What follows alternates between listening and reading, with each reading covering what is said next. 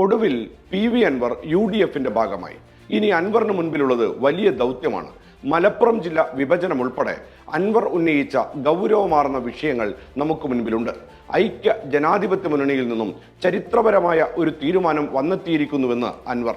നീതിക്ക് വേണ്ടിയുള്ള തിരിഞ്ഞു നടത്തം ഇവിടെ എത്തി നിൽക്കുമ്പോൾ, ജനാധിപത്യ മതേതര ചേരിയിലേക്ക് കാലെടുത്തു വെക്കുമ്പോൾ പുതുയുഗ പിറവിയാണ് എനിക്കും എന്റെ പ്രസ്ഥാനത്തിനുമെന്ന് അൻവർ ഫേസ്ബുക്കിൽ കുറിച്ചു. പിണറായിസത്തെയും അരിമാനിസത്തെയും അവസാനിപ്പിക്കാൻ UDFനോടൊപ്പം നിന്നുകൊണ്ട് പോരാട്ടം നടത്തുക എന്നതാണ് ആത്യന്തികമായി ഞാൻ ഉദ്ദേശിക്കുന്നത്. ഈ സർക്കാരിന്റെ ഫാഷിസ്റ്റ് പ്രവണതകൾക്കെതിരെ നമ്മുടെ പ്രതിജ്ഞ പൂർണ്ണമായില്ലെങ്കിലും അവസാന ചുവടുകളിലേക്ക് മാർഗം തെളിഞ്ഞതായി മനസ്സിലാക്കുന്നതായും ഭൂതകാലം അവസാനിച്ചുവെന്നും ഇപ്പോൾ നമ്മെ ക്ഷണിക്കുന്നത് ഭാവിയാണെന്നും അൻവർ.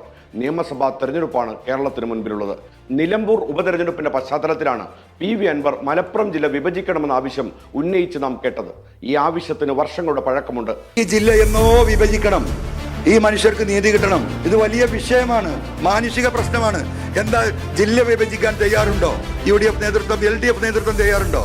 തിരുവമ്പാടി, ഏറനാട്, വണ്ടൂർ, നിലമ്പൂർ, കൊണ്ടോട്ടി, മഞ്ചേരി, പെരിന്തൽമണ്ണ എന്നിവ കേന്ദ്രീകരിച്ച് മലയോര ജില്ല വേണം. കോഴിക്കോടിന്റെ ഭാഗമായ തിരുവമ്പാടിയെ ഇങ്ങോട്ട് ചേർക്കണം.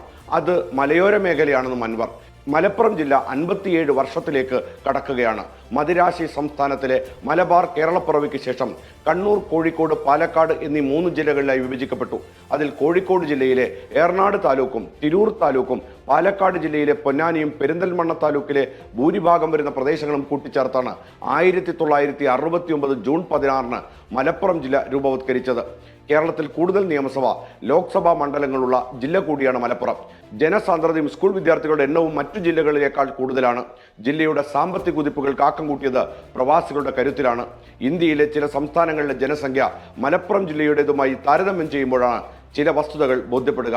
ത്രിപുരയിൽ 37 ലക്ഷം, മേഘാലയയിൽ 30 ലക്ഷം, മണിപ്പൂരിൽ 28 ലക്ഷം, നാഗാലാൻഡിൽ 20 ലക്ഷം, ഗോവയിൽ 15 ലക്ഷം, അരുണാചൽ പ്രദേശിൽ 14 ലക്ഷം, മിസോറാമിൽ 11 ലക്ഷം, സിക്കിമിൽ 6 ലക്ഷം. ഇങ്ങനെ വരുമ്പോൾ മലപ്പുറം ജില്ലയേക്കാൾ ജനസംഖ്യ കുറവുള്ള 8 സംസ്ഥാനങ്ങളാണ് ഇന്ത്യ രാജ്യത്തുള്ളത്.